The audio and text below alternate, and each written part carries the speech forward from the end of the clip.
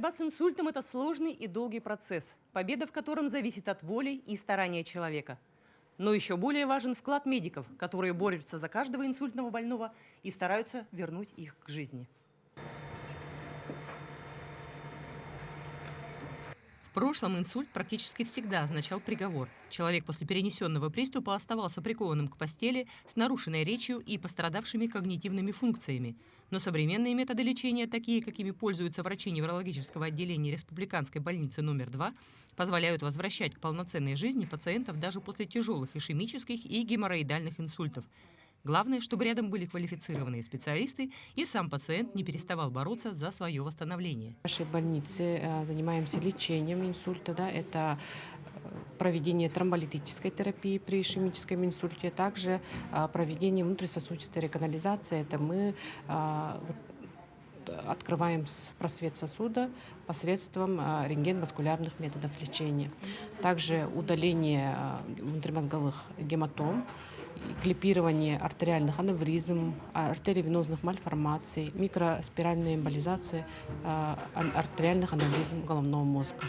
Чтобы вернуть пациентов в социум, в отделении проводится многоплановая реабилитация больных, в которую входит не только медикаментозное лечение, но и активная работа по восстановлению двигательных, когнитивных и речевых функций человека. В отделении работают логопеды, психологи, физиотерапевты и методисты по лечебной физкультуре. Благодаря усилиям мультидисциплинарной бригады, многие из тех, кто пережил инсульт, возвращаются к полноценной жизни. У нас больные в основном все тяжелые, без сопровождения, без инструктора. Им тяжело двигаться. По назначению врача мы все делаем, все дозировано. С палаты начинается у нас с измерения давления пациента. Дыхательная гимнастика у нас входит постоянно. У всех пациентов такая есть. Суставная разработка. И потихоньку уже поэтапно вот сюда у нас в кабинет приходит заниматься. Якутянину Григорию Сергееву повезло. После инсульта он не потерял речи, практически в полном объеме сохранил способность двигаться. Но чтобы побороть все последствия инсульта, ему тоже требуется профессиональная помощь медиков и простое человеческое участие, ценность которого не менее важна. Мой врач Эверстова Татьяна Егоровна. Она очень хорошая и заведующая тоже. 11-го поступил.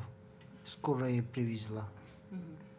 И все это удвоение в глаза было, потом меня реанимацию отправили, потом я только как ребенка там обслуживает, поэтому я благодарен им-то.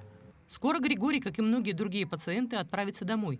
Дальнейшая борьба с инсультом будет зависеть от его усилий и воли, но вклад врачей неврологии РБ-2 без сомнения сделает его путь к восстановлению легче. Анна Пшенникова, Джулустан Иннокентьев, Якутск.